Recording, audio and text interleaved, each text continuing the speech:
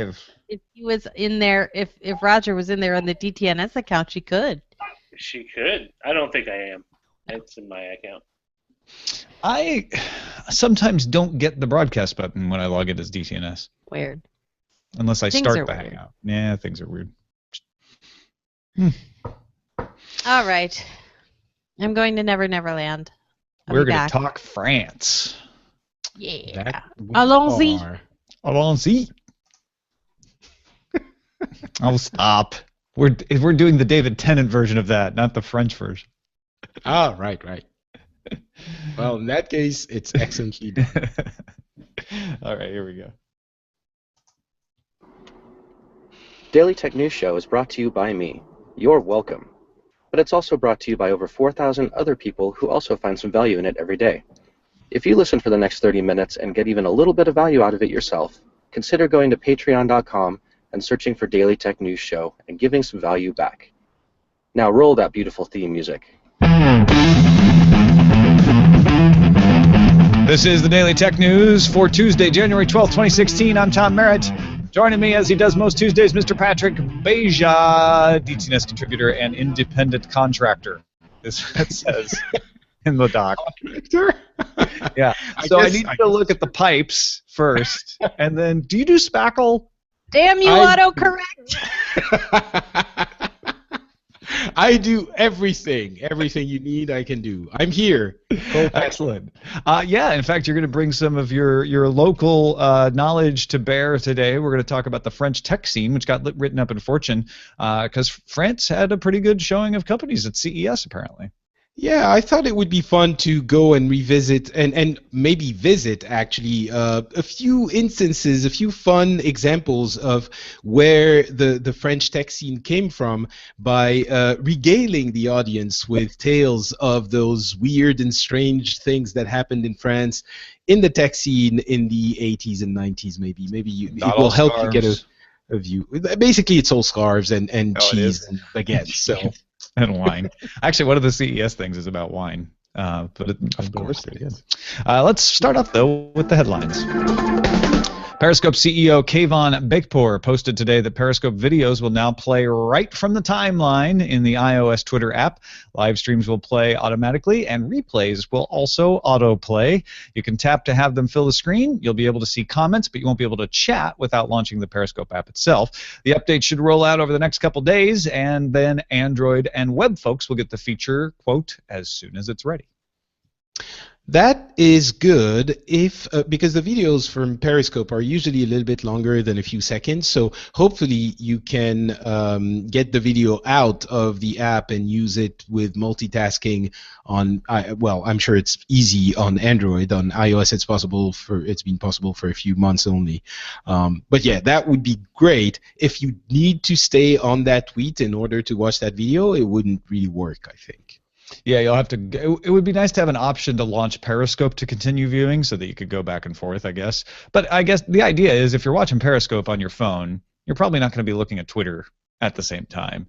I'm more concerned with the autoplay aspect of it.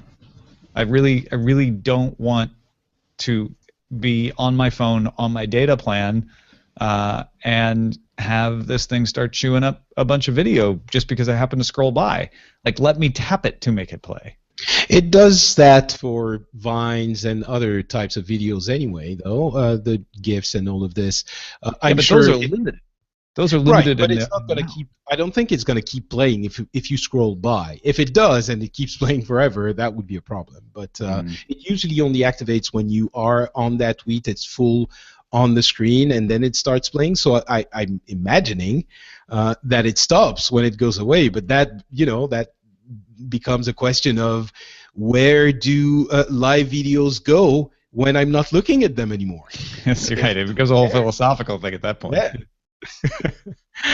Google CEO Sundar Pichai tweeted that Google I/O 2016 will be held May 18th through the 20th at the Shoreline Amphitheater in Mountain View, with more detail coming soon. Also, a Google spokesperson confirmed that to Recode that VP of Product Management Clay Bavor will now focus solely on virtual reality products. SVP Diane Green will take on web applications from Bavor. Yeah, and Recode was sort of emphasizing the Diane Green part of this. A lot of people are looking at this story and saying, "Oh, Google doubling down on virtual reality," which is a valid angle on this story as well. But Diane Green is the person who came in and has made enterprise sales start to perk up and even provide Google with a revenue alternative to search, which is something that a few people were concerned about. Not that search is going away anytime soon, but you don't want to have all your eggs in one basket, even if that basket is very well made. So putting her in charge of web applications seems like a good move. And then also putting someone in charge of a new virtual reality focused division seems like Google responding to Facebook, having their 400 some employees working for Oculus.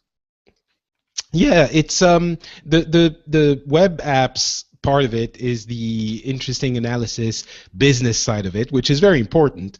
The VR side of things is the exciting geek aspect of things, which is yet another signal that virtual reality is either going to happen this year or, crash and burn horribly, but everyone is very interested and everyone seems to be all in on that thing. It's yet another example that people are taking it very seriously. Yeah, I guess you could say that having Diane Green in charge of web applications ensures that you'll have a continued amount of money to be able to take bets on things like virtual reality, right?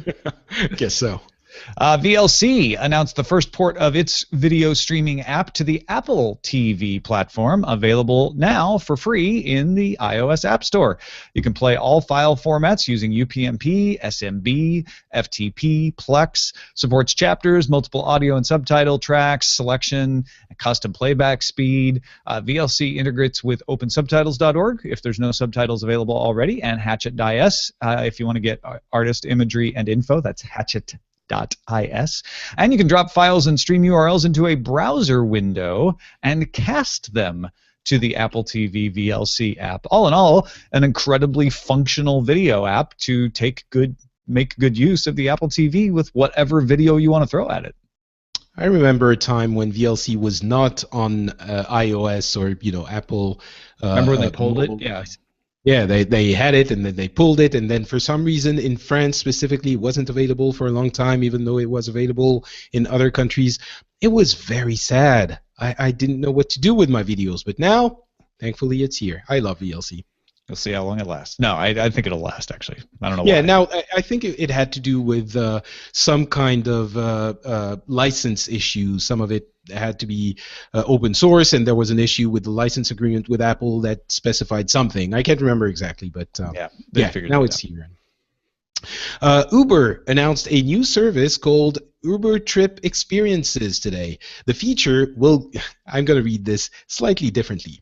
The feature will give Uber passengers the option for things like setting the thermostat on your way home, get local travel info, listen to music playlists that last the length of the trip, or the same for a news bulletin. Developers will not be allowed to send unsolicited ads, and users will have to ask permission to access trip data.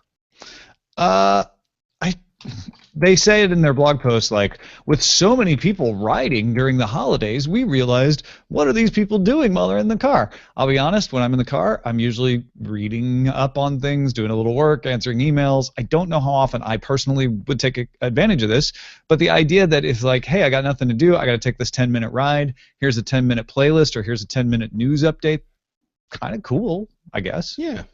I think it's interesting that they're exploring all of this, if nothing else. It is, kind of a logical extension. No, it's not even an extension of Uber. It's like when you're in the car, why doesn't whatever you happen to be using know how long it's going to be, your trip is going to be, and adapt to it? Yeah.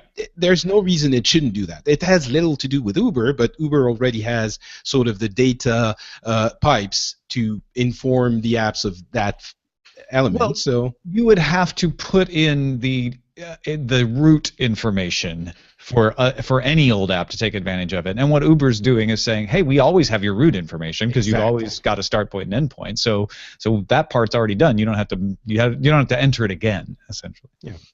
Mozilla announced it will shut down its social login platform called Persona on November 30th due to lack of interest.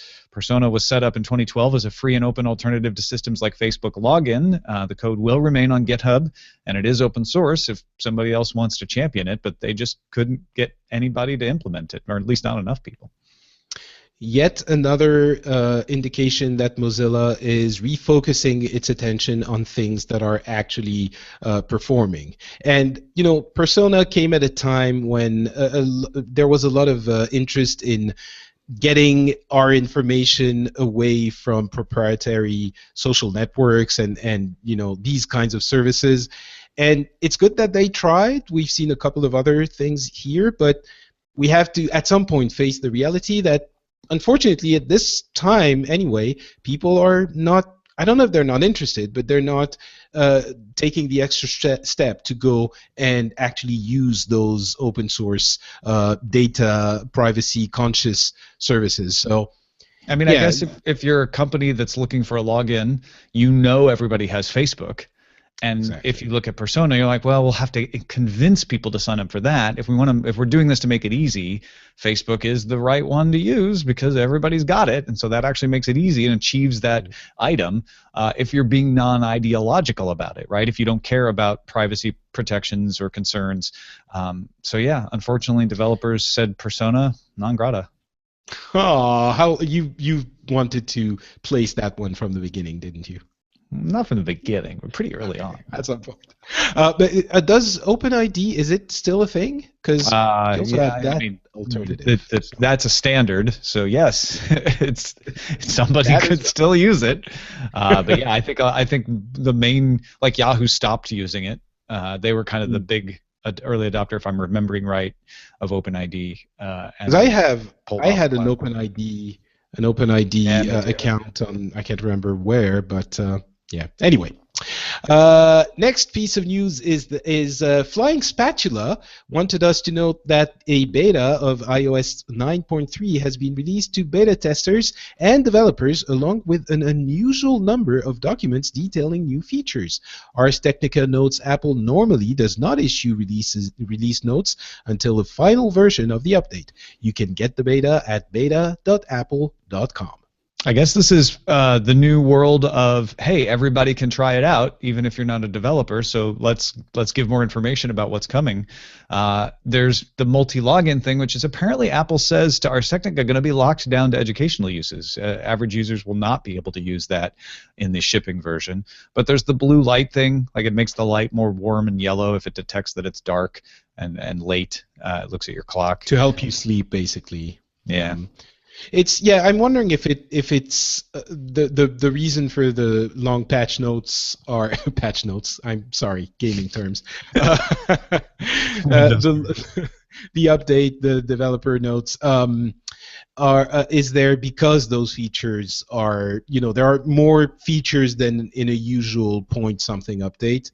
So maybe that later rolled into it as well. I don't know. Yeah. Last week, the EFF criticized T-Mobile USA for detecting video and downgrading it to 480p for all users by default, and only not counting some of that video against data usage. Only video of partners doesn't count. T-Mobile CEO John Legere responded with his usual foul language, and in an open letter yesterday, Legere apologized, which is not always his way. He wrote, I will, however, apologize for offending EFF and its supporters. Just because we don't completely agree on all aspects of binge on doesn't mean I don't see how they fight for consumers. Legere plans to meet with the EFF. He will also meet with the FCC about the zero rating and net neutrality issues around the binge on platform and the music platform, Music Unlimited. Thanks to Captain Kipper for posting the story in the subreddit. I don't think this violates the FCC guidelines, honestly. I think the FCC has to have a talk with them because enough people have raised it, but I do side with the EFF that opting people in to only having 480 of all their video streams because you're also not counting data of partners who talk to you, and even though they're not paying, they have a relationship, doesn't seem particularly consumer-friendly to me. It isn't. I mean, I see how it could be considered fishy. I also understand why John Legere was going a little bit nuts because, okay, I'm not in the U.S., I'm not very aware of everything there is to know about T-Mobile and that binge on feature, but reading his post today, I understood that I was misunderstanding it significantly. Basically, the reason he wrote the post was first to apologize, or maybe second to apologize, but first to clarify what that binge on thing is. And when I read it, I realized, I see how it could be considered anti-net neutrality, and it actually is, but it's not a huge, horrible, get your pitchforks out kind of infringement to net neutrality. It's something that if you look really deep into it, yes, it's not great, but it's not as bad as I thought it was. Yeah, I hear you. So, and we could get into it, but you know what? I'd much rather talk about Microsoft. As we mentioned, starting today, Microsoft no longer supports Windows 8 and IE 8, 9, and 10 with a few exceptions. This means no more security updates or bugs fixes. Windows 8.1, see, you thought 8 meant all of 8. No, 8.1 users will receive support until January 10, 2023, and Windows 10 users will have support until October 14, 2025. Wait, I thought Windows 10 was the last version of OS. Why is there an end date to support? They can expand it. Yeah. I guess it's the Windows 10 installation that people started with will have support until 2025. But there's some weird exceptions to this. If you're on Windows Vista SP2, you get support for IE9 because that's all it can run. Even though you don't have support for Windows Vista anymore, which is weird. There's some server versions of Windows that still support 9 and 10. So there are a few exceptions out there, but most consumers are not going to have support for 8, 9, and 10, which is 2 to 3% of the user base. You're talking about tens of millions of people.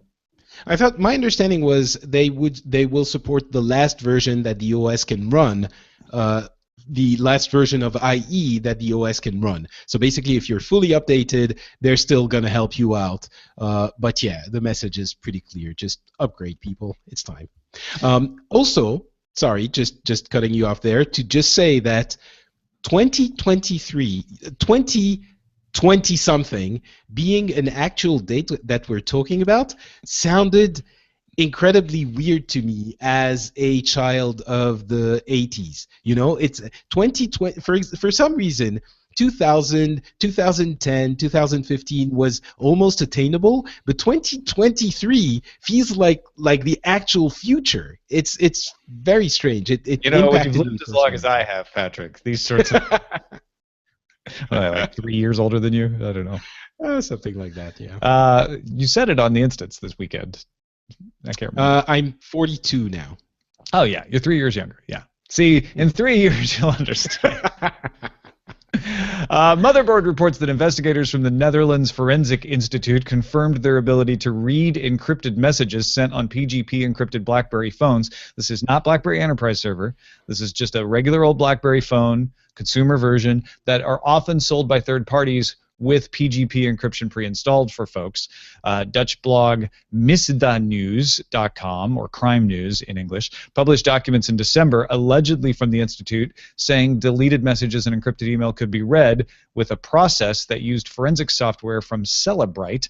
The procedure requires physical access to the device. And if you go read the Motherboard story, they talk about several different ways that have been detailed in public about how you could possibly brute force attack with software and physical access to the phone, and some of them are the chip off method where you pull the chip out and you dump the memory and stuff like that. So it's not entirely surprising that somebody could do this. I guess what's surprising, it's the Netherlands Forensic Institute confirming that yes, we do that. I think in general, if it's a security issue that requires access to the phone, to the device, all of a sudden it becomes much less of a concern because it's very targeted. But yeah, obviously it's interesting to note, but it's not like everyone should start freaking out if they're using a BlackBerry phone. Don't lose your device, folks, and and have a exploding one in case people want to seize it. I'm not sure about that one, but Yeah. no, maybe not. Pokemon on the plane, but exactly. All right, Pokemon is celebrating its 20th year with an ad in the Super Bowl on February 7th. And a special edition of the Nintendo 3DS bundle with, misread that. And special edition Nintendo 3DS bundle on February 27th. The special edition will have a Pokemon menu theme, interchangeable faceplate with art from Pokemon Red and Blue, and digital versions of both games pre-installed. There's a bunch more stuff going to happen to celebrate 20 years of Pokemon, but it's up to you to collect them all. You know, I was recording my video gaming show Pixels with our friend Garrett earlier today, and at the very end of the show we were saying goodbye, and there was an audible gasp in his voice, and he was like, "Oh my God, I have some breaking news!" and he started talking about that Pokemon Special Edition Nintendo 3DS, and he was, incredibly excited because we've been talking about age a lot for some reason on podcasts in the past week, but he's 10 years younger than me, so he's right in that he was in that age demo that played Pokemon incessantly in school, and he has such a very strong emotional connection with that game that I don't have at all. So I can only on a theoretical level understand the why this is a big deal. It doesn't do much for me, but I think a lot of people are going to be very emotional with that ad at the Super Bowl. Yeah, because it sounds like it's not advertising a particular product. It's just going to be like, hey, Pokemon's 20, everybody. It's how I would feel about the Mattel Electronics baseball game. That's how old is that one? Well, this is the 20th anniversary one, so it's like 15 years old, maybe 20. I don't remember. Nice. This was I have the reissue of the Mattel Electronics baseball that I think my sister gave to me when they celebrated its anniversary. So there you go. Putting it all in perspective. Hey, folks, thanks for helping us out on the subreddit. It really does give us an idea of what kinds of things you might be interested in. Lets us get a few stories in here that we might not have added otherwise. So please do go to dailytechnewsshow.reddit.com and participate. That's a look at the headlines. So as I mentioned, Fortune ran an article detailing a strong showing by tech companies from France at CES, the number 3 most represented country at CES, behind the United States and China. 2/3 of those French companies were startups. In fact, 1/3 of all startups at CES were French. 27% of the companies exhibiting at CES Unveiled, which is kind of a highlight press event, were French.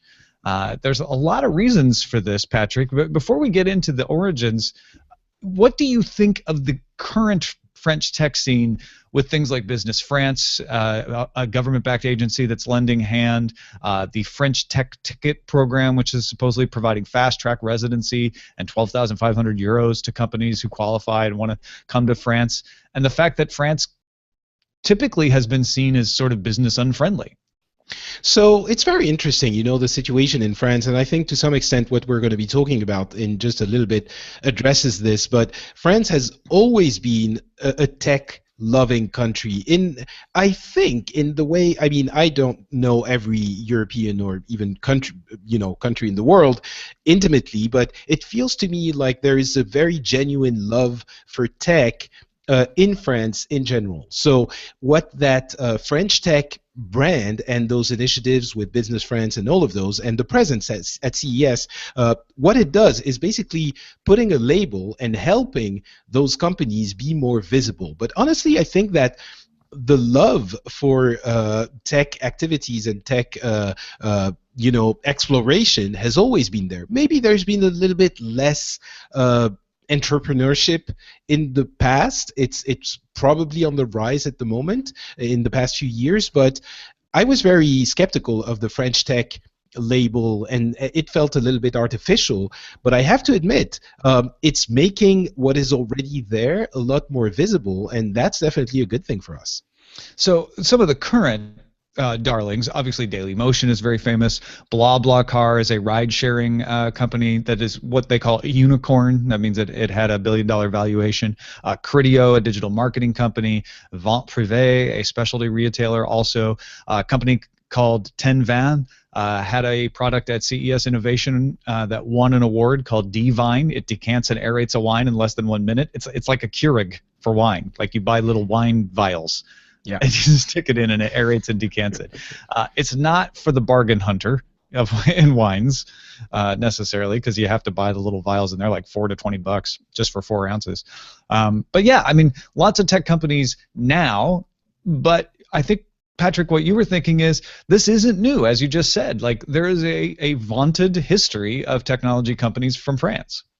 Sure. I mean, I don't know how there are companies for sure, but we didn't maybe until the era of the internet and the spirit of startups sort of permeated the entire world. Maybe it was more a habit for us to envision this in big companies. So maybe now we are trying things and building small agile companies more than we did in the past. But certainly the love for tech has been here for a long time. I don't know exactly where it originated in the very beginning, but I have certainly had examples in my youth and childhood of, examples of that being true for the country as a whole.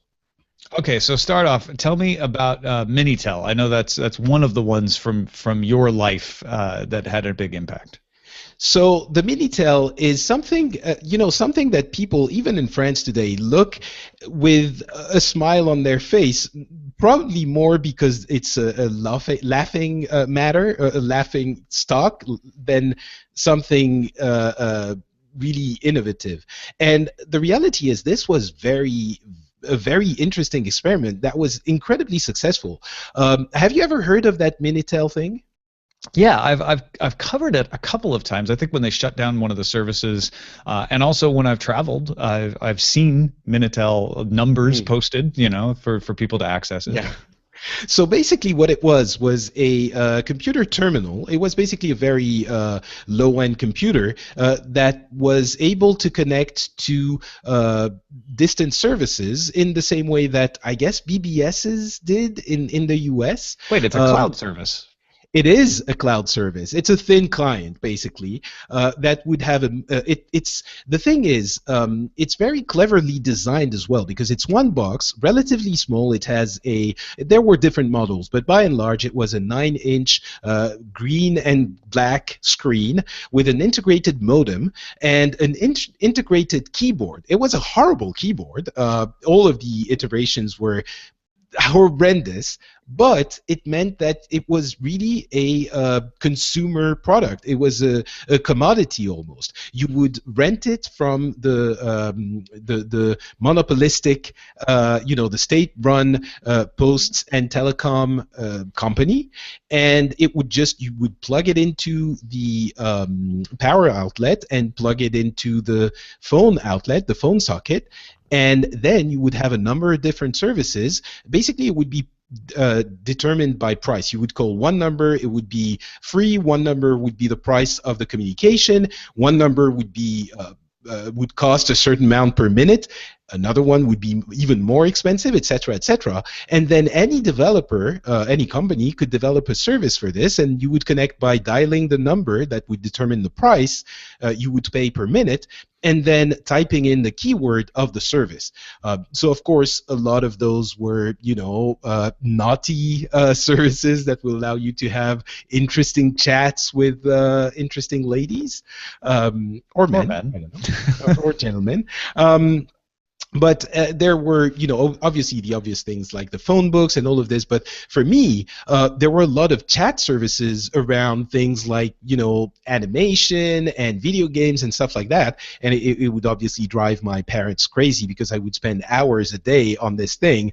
And back then, the communications weren't free. Even if you had the special number that you would accumulate points for, that would only cost the price of the phone call. So you were racking up the same you would hear the same kind of stories that you do today with the phones, the free-to-play games on the phones, and parents having children buy a million blueberries on that Smurf games. Well, and that is the BBS system that we had, where people would dial in, but it would be a long-distance number, and then they'd forget how long they were connected to the BBS and rack up numbers that way. So it is very similar, yeah.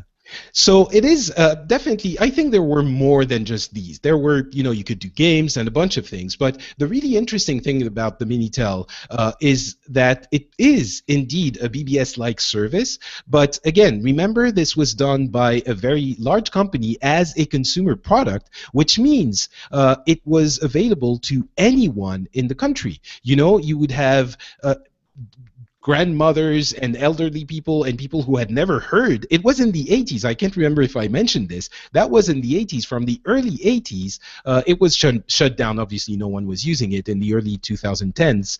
But it started in the early 80s. And everyone was using this thing. Basically, the country put together a computer system in the 80s that was connected to distant services that anyone could use. And that was, honestly, it is pretty amazing. I don't know how many people... It's not amazing to anyone who's grown up with the internet, right? They're like, well, yeah, I can go anywhere in the world now. But imagine a world that didn't have that, and now a whole country essentially builds not an internet, but a cloud service, like a cloud database service that lots of different people can host their services on. That's an example of a technology. Tell me, where'd you go to get your tech when you were growing up? So there was this weird place in Paris in the 90s. We're moving ahead a little bit now. In the 90s, there was this neighborhood in Paris called Rue Montgallet that anyone who's ever wanted to put together a PC in Paris knows about. I don't know exactly why or how it started, but it was super weird. There was a couple of streets where, for some reason, all of the I guess they were Taiwanese immigrants with connections to the manufacturers back home. And I'm saying Taiwanese immigrants because they had very thick accents. And they would open those shops that would sell PC parts at OEM discount prices. And I'm not kidding you, there were dozens, if not... it must have been maybe close to 100 shops in a 3 blocks radius selling everything you can imagine about a PC part. And I have never seen anything like this anywhere in the world. Even in Tokyo, it wasn't that crazy. So it was an ethnically PC parts neighborhood. Basically, that's what it was. Ethnically geeky neighborhood.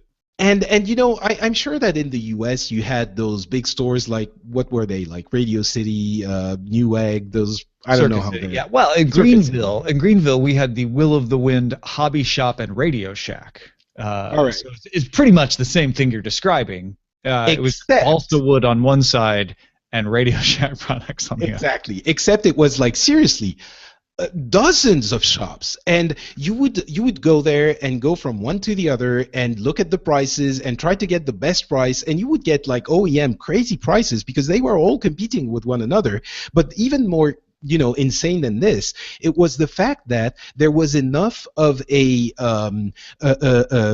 demand for PC parts that this entire neighborhood would be living off of this. It was insane, and it was very so successful that it kept those shops kept being run by the family. And I could see over the past 20 years the accents of the shop owners going from very thick, Chinese-like accent to the children of those people getting the shops then, and them speaking perfect French, and it changed kind of the mood of this thing. It was. Is it still like that? Is that street still a tech haven?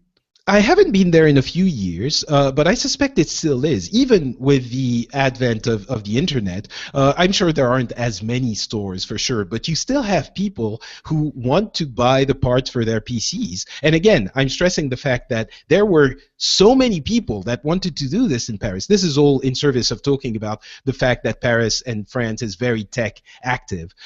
So there are so many people that want to do this. I think there are still some of them. And when you want to buy a part for your machine, maybe you don't want to order it at Amazon. You're not sure, where you're going to get it. If you want to return it, you're more comfortable getting it at a store that you're going to talk to the person to. So I'm guessing there are still at least a few of them. Yeah, it'd be interesting to see how they've survived the onslaught of ordering things on the web, because the places I went to in the 90s were either mom and pop shops in Austin, not in a neighborhood, just one at a time, or the Computer City was the big place out by Airport Road. And Computer City, long gone, and a lot of these mom and pop shops have gone as well. Now, finally, your final example is where people would go in France to learn about computers and learn about engineering, which, again, France has a long tradition of engineering, but you have a particular place in mind that shows off the geeky tech side of things. So this is, again, something completely insane that I don't think exists anywhere else. It's one specific school called EPITA.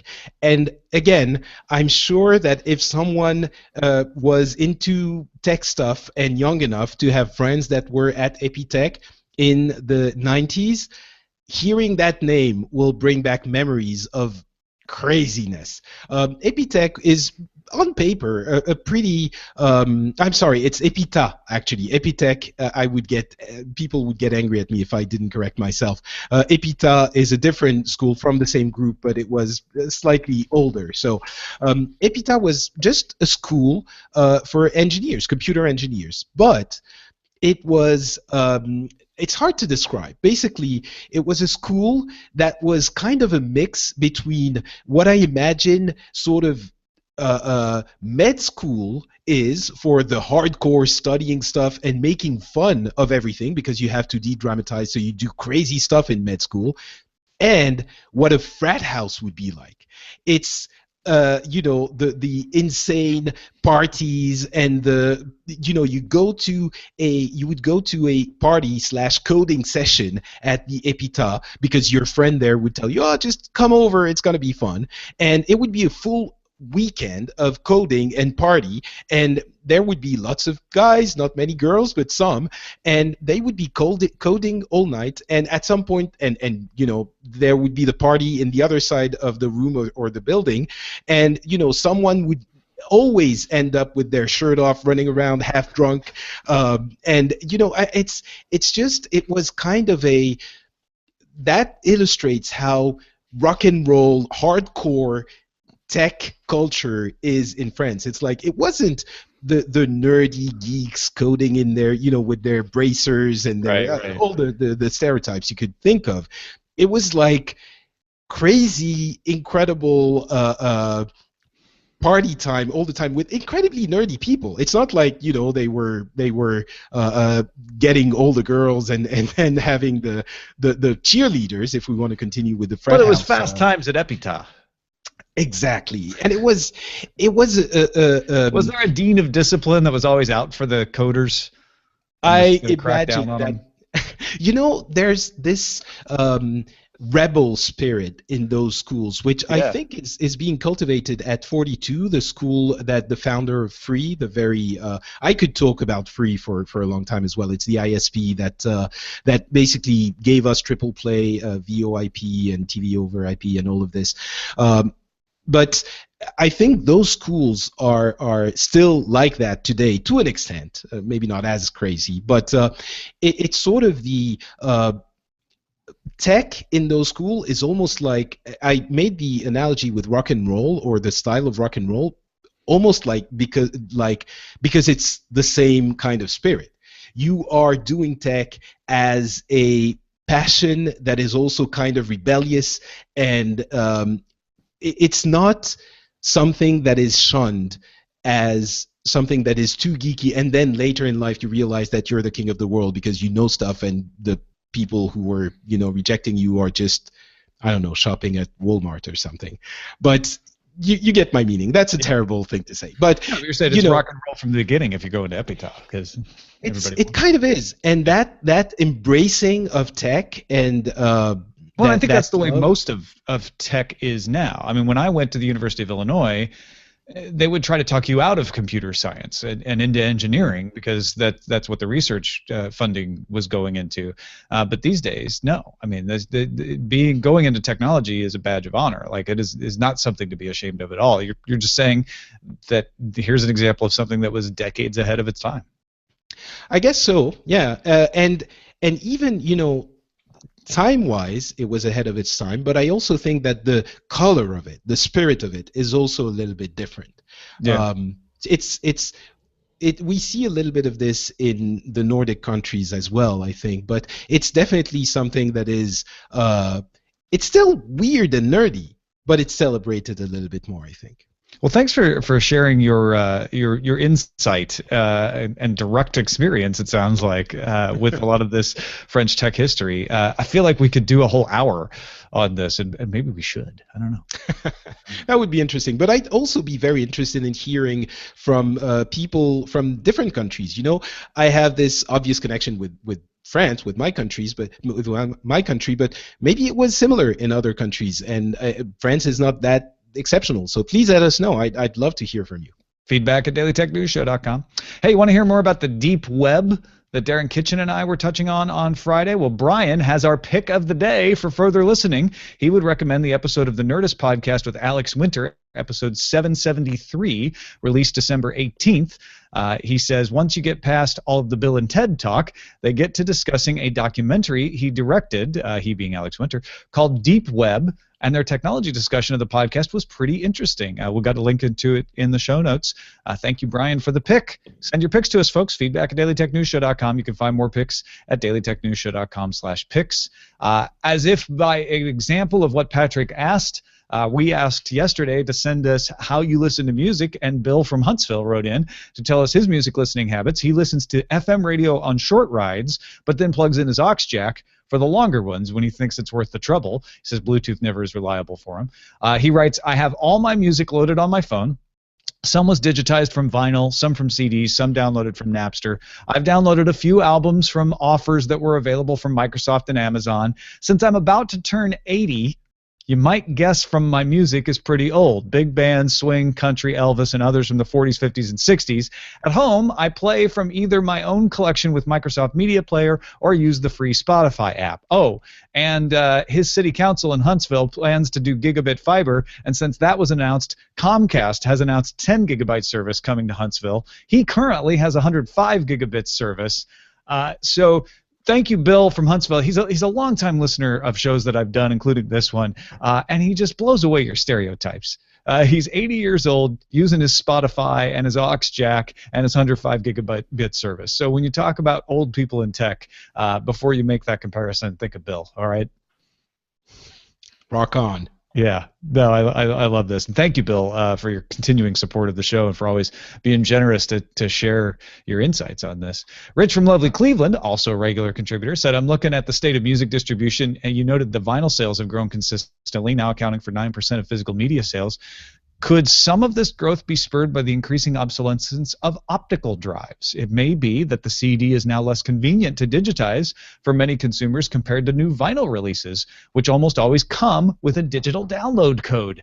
And he's right. Now, not every piece of vinyl you buy does that. Obviously, used vinyl doesn't. But if you buy vinyl releases, say on Amazon, a lot of the time they say, oh, well, here's your MP3s, and then we'll send you the vinyl in the mail. I would absolutely see that encouraging people to say, yeah, instead of buying a CD and ripping it, why don't I just buy the vinyl? And sometimes it's still cheaper than buying the actual digital album, weirdly enough. Interesting. I've never been interested in vinyl, but for the past couple of years, I've been like, maybe that could be fun. Yeah. So, I was about to argue, like, yeah, but it's a lot more inconvenient to digitize your vinyl, and then he reminded me, like, oh, they do that. They actually do that. So you might keep an eye out for that. Thank you, Patrick Beja, as always, for being on the show. Frenchspin.com if you want to find Patrick's other fine shows, including the Phileas Club and Pixels and more. What you got going on you want to tell folks about? I guess the show we just recorded today, Pixels, which is a show about video games. We recorded it with my friend Garrett Weinzroll. And we actually went through 2015 and 2016, or looked back on 2015 and looked forward to 2016, selecting our favorite games of the past year and the ones we're the most looking forward to in 2016. So if you want to have an easy-to-digest panorama of gaming in last year and the next, then go listen to that. It's Pixels, and it's available at FrenchSpin.com. Don't forget, folks, you can support the show and make it happen. You are the reason we exist. We are well on our way, more than 25% of the way towards getting that next milestone goal on Patreon, patreon.com/DTNS, where we can get Peter Wells on board to do an Australian version of the show for a 6th day with an international perspective. So if you get some value out of the show, all we ask is you put a number on it if you can. If you can't afford it, it's fine. But if you can, patreon.com/DTNS. Thanks to everybody who's been filling out the survey at bit.ly/IoT questions. I'm going to do an Internet of Things talk as well as the show with an interview of Jacob Nielsen at Convey UX in February. So if you're a designer and you're interested in going, go check out Convey UX at conveyux.com. And if not, go and fill out that survey if you haven't. Thanks to everybody who has. Our email address is feedback@dailytechnewsshow.com. You can give us a call, 512-59-DAILY. It's 512-593-2459. Catch the show live Monday through Friday at 4:30 p.m. Eastern at alphageekradio.com. And visit our website, dailytechnewsshow.com. Back tomorrow with Scott Johnson. Talk to you then. This show is part of the Frog Pants Network. Get more at frogpants.com. Diamond Club hopes you have enjoyed this program. Good show. Yeah? What? Yeah. What do you Was it mean? good? Yeah. Yeah. No, I good wasn't show. sure. I was afraid maybe I went on for too long. Or Oh, Patrick, stop. It was great. I would like to go longer. Is that if that tells you anything? Like I'm in my head, I'm like, God, we should do like a special edition and maybe have like a couple. Like you said, if we get a couple people saying, "Oh, I had this weird thing," where we like talk about all the cool stuff from not only France but other places around the world. But yeah, I loved it. I thought it was really fun. cool, excellent. I think I'm glad. I think it was a great thing because it's something that only you could do, and in our world that only you know about, and that makes it inherently valuable to us. Yeah, if it felt like I was cutting you off, I did want to move us along, but not because you were talking too much. Just Yeah. that's No, it's- I think it was good. I'm glad if you confirm it was good, then I thought it was pretty good too. And the chat my room gavel. seemed to like it.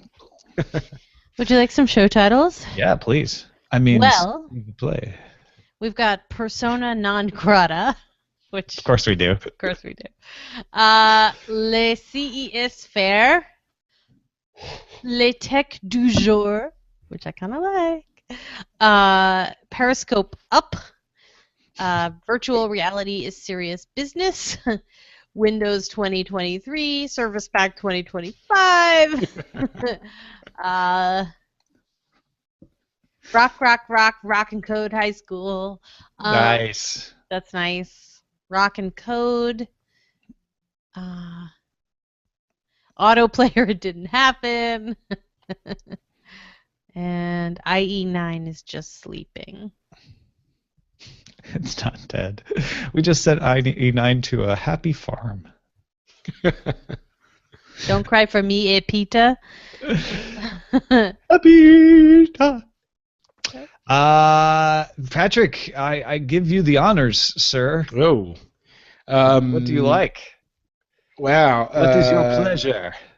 So I really like Windows 2023, but that's kind of silly because it was just a thing. Le Tech du Jour is... Le Tech du Jour? All right. I think Yeah, it's- let's do that. Yeah. Why not? Por qué no? It's proper French. I guess it should be La Tech du Jour. There you go. Ah, should it? Yeah, because technology is a feminine noun. Okay. Is it? That is unlike most technology things these days. I'm impressed. Yeah, the gender of words rarely has anything to do with logic. I know. Why is I mean- technology feminine? Someone get a French linguist. Because it is sensual and responsible, and at the same time clever. No, it's because it ends with an IE. Oh, well, IE. IE is feminine. Got it. But in Spanish, that doesn't even always hold because I think it's la gente, the people, even though it ends in an E. Well, I'm sorry that Spanish is not like French, Tom. What do Do you you want have me the- to What say? if you don't a have those female exceptions in gendered French? word wants Oh. to become a male gendered word? Does it have that right It in has- France? It has to go to the gender reassignment word clinic, and no, we have those exceptions. Can as we well, just get course. rid of gendered words? Like, come on. That's what we did. English. Yeah. Well, I used to think that a little bit, but the more complicated the language, the more intricate and beautiful it becomes when it's well please. wielded. The more Honestly- it keeps riffraff like us from speaking it is what you're trying to say. No, well, yes, that too. Hey, I'm learning Swedish now, and I'm going to be in a country where the main language is Finnish. It's the worst, Yeah. horrible language, the worst language to learn. So I would be fine with, But honestly, I've just found I was so horrible at grammar and all of that in French in school. It was terrible. It was really hard. But when you learn to appreciate it, it's like a good wine. You just appreciate that much more. Or a I have good to say, wine. I became better at English grammar by learning Russian. Like Oh. it definitely, because it took me out of my comfort zone of like, well, I know how to say it, and made it like, oh, that's what generative is. Oh, that's the dative case. Oh, I get it now. Like, because Russian's hard with those cases particularly. Yeah. Their cool advantages. There's no present tense of the verb to be, and there's no articles. Ah. So you just say, bear hungry, not the bear is hungry. I like that. Yeah. Sounds a little bit easier. You But just unless, always basically do- what you're saying is, unless you want to say the bear is hungry, it's more complicated. It's the only case where it's easier. Yeah, once you want to say what the bear's hungry for, or what the bear ate, or anything like that, yeah, it gets. Or if you use future, or past, or perfective, or self-reflexive verbs. Oh. I'm so sorry I brought this up. Why? I don't know. Because I moved on like 3 cases ago.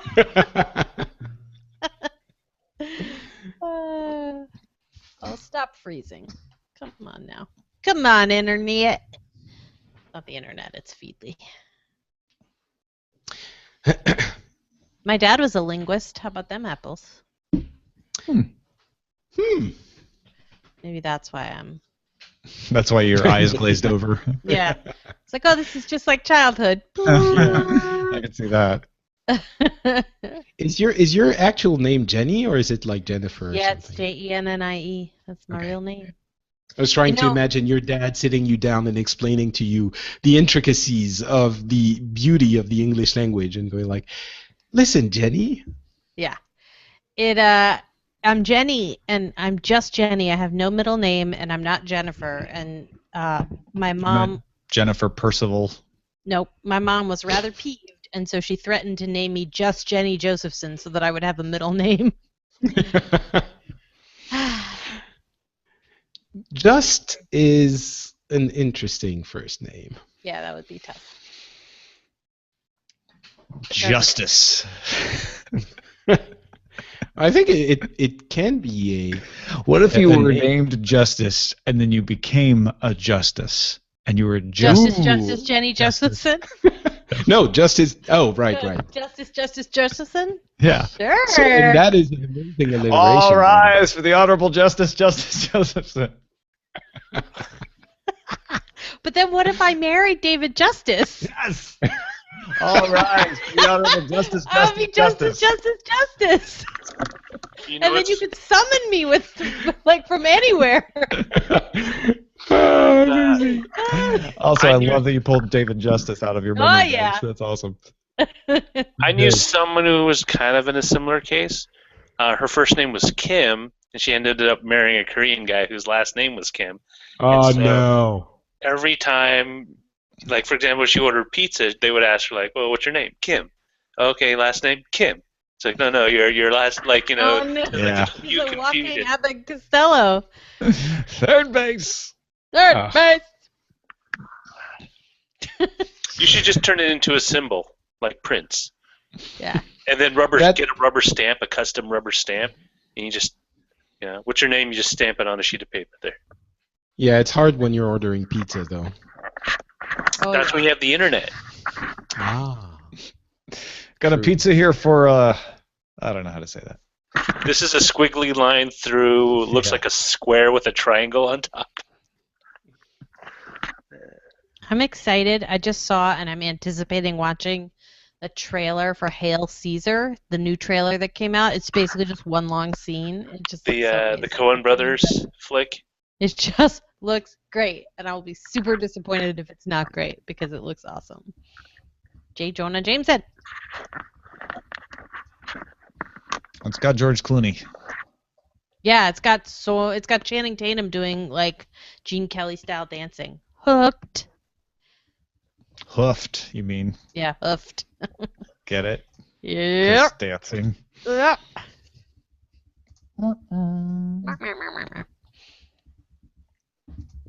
What else? What else is going on? What's new in France? Katie, Best, and I. Oh yeah, what's new in France? I ordered the SIM card for my Finnish phone. Oh, right. Now, is that prepaid or No, did you it's sign up a for service? subscription thing. It's 29 euros for 100 megabits down. I don't know how much up, but unlimited. Nice. I am moving to Finland now, too. Yeah, right. It's No, go ahead. no, I was going to say it's getting better with all of those Just the fact that you actually community tell initiatives. what the up and down is versus here where they're just like, it's 4G. Yeah. You don't know what they mean by that. Katie, Best, and I spent a good solid hour planning out our post-lottery winning strategy. Ah, That so was what fun. are you going to do? Well, I have this whole big plan, which is tell no one. Starts with tell no one. Starts with get a lawyer, an accountant, and a security consultant. So you're going to have to just keep showing up for DTNS. Keep showing and up not, to DTNS yeah, as if nothing's because otherwise wrong. it's like Yeah, the canary in the coal mine thing. But, Yeah. like, don't they put the name of the person who won? Like, I think it's you made can public. request it anonymously. Ah, so if we see justice, we'll know it's you, but no one else. Or if it's requested and not to be anonymous that the person won, Yeah. it's like it's not for sure, I think but the audience's first indication that I won would be DTNS would start broadcasting out of a castle. we really love our new castle. Yeah, our castle is great. It has really high internet. It's in You know, I Finland. hear the Playboy Mansion's for sale. Yeah, I know. I would buy that. And snap and burn it Podcast to the mansion. ground. Just pour a bunch of bleach over it. Start over. Helicopter in somebody. Yep, helicopter and some bleach. Start from scratch. Actually, I would buy Michael Jackson's property and do the same thing. Wait, Oh, the Neverland also Ranch pour some property? bleach. Yeah. I'm so glad Neverland. you added property Yeah. after Michael Jackson, because buying Michael Jackson It would be a bad would be deal. weird. No. Yeah. Not alive. Or by people who aren't alive. Yeah. So that would be that, and then we have a very detailed plan. I want to buy an island. Yeah, I might do that. Just like buy it, like, okay, when things get too hectic, I can retreat to my retreat. Yeah. Island compound. So I'm going to say something that sounds incredibly snooty. Okay, goodbye, everybody. I think if I won some kind of silly mega lottery, I'd just keep doing what I'm doing now. I don't think I would want to do anything No, you just do more. it now. You'd keep doing what you're doing, but with more security. That's Yeah. all I want. I would totally. Oh, I'm sorry, Tom. No, I was just like, you could stop. You could even continue. Like, would you? Here's your conundrum, Patrick. Would you continue to run your Patreon? Probably not. I guess not. I would do something like start a fund for podcasts that I like that I would.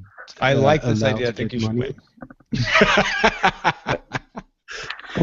No, I think I except would do that. But then I would also buy a house in like Los Angeles and Tokyo and Kyoto, and like I would have a bunch of houses to go and do stuff from. But see, if I don't really have to do the tech shows all the time, I worry that I would fall off the habit and just not do it all the time. I'm not going to do Pixels this week. We'll do it next Yeah. week. I'm just going to Exactly. stay here in the Greek islands for another couple days. That sounds so great. Terrible. I would You probably know, buy Greece. We'll Could do I the buy Affiliate Greece? Club when I'm back from the Seychelles. Exactly. Greece isn't Well, wait, enough I'm trouble going to that I would just Maldives buy it. after that. Yeah. Well, you know, I think It's you're on the right probably- track, though, Patrick. Like, wanting to work, I think it's like kind of people with an early retirement. They kind of get off, like, you know, doing their normal work routine, and you kind of want something to keep your, you know, your gray matter working Yeah, constantly. that's how you die when you stop doing your job. Yeah. I would not have that problem. You just need to do it from a castle made out of, like, good French cheese. First of all, managing your money would take so much time that would be your job. You hire someone for that. No, I know, but Yeah. you'd have to manage them. That won't take much time. Hmm. You know, it depends. Do you Just a really want to weekly keep all meeting, that money? an hour. Yeah. Like, they say that you're happiest when you give. Well, Whoever I wins. have a whole, Says Roger, I have a whole positioning giving himself. plan. I have a whole I'm- plan. I'm now completely on board with Jenny's plan of not telling anyone ever. Yeah. I think that's the smartest of all Yeah. the plans I've heard. Well, I You would know be a massive super backer, but I would make a fake name like Justice. Just start hacking podcasts all over the place. Under her secret identity, Justice. Yep. Jenny travels the land dispensing justice. No one would And- ever guess it's me because there'll be no record of it on the internet. Yeah. You know, Patrick, you can actually play too. You don't have to be an American citizen or a U.S. resident to win that lottery. You know, I think it was Churchill that called the lottery the tax on the poor. It's the stupidest thing you can do with your money. Oh yeah, It is- Well, you definitely. can burn your money. That would be stupider. Yeah. Well, I think it's illegal, so yeah, it's even Yeah. more stupid. But Actually, no, it's not. U.S. You're not supposed to deface U.S. currency. Isn't there a law against that? yeah, I mean, so people- it is illegal. I mean, you're not It's going to. illegal, right? You could Yeah. bake your money into a cake. That'd be pretty stupid. Okay, That all sounds right. fun. There are more stupid things you can do with your money. Jenny. Lottery is not buying. It's buying hope. It's buying a weird moment of hope. Yeah, I agree. That's all it I is. understand. It's just a state of mind. No one's going to win. No one's gonna win. It's just gonna keep getting bigger and bigger and bigger. No one's gonna win. We're all sacks of fluids attached to an energy generator. This is all a simulation anyway. Although, you I- know, if there's like some rich guy, like some tycoon who wins it, I would be so pissed. Like, I would, Donald Trump's gonna win the calendar. wouldn't you? Wouldn't you be $billion upset? market. Like, That would suck. But he would have to give it away. He can't keep it. why I not? mean, Let me figure why out not? if you could. I I guess think you they did could. an article that said you couldn't actually even buy all the tickets. No, too many combinations. Too many combinations. Mm. But there are quote unquote investment groups that do that, not with With just that statistics, lottery. They do right? that with lotteries around. Yeah. It used to be around the country, and it would be just like, it's an investment. In many ways, it's kind of like putting your money. Well, this company's going to do well in 4 years, so I'm going to Yeah. invest my money. That's as much of a gamble. Yeah. All right, I am out of the post. Thank you, everyone. Good luck on the lottery.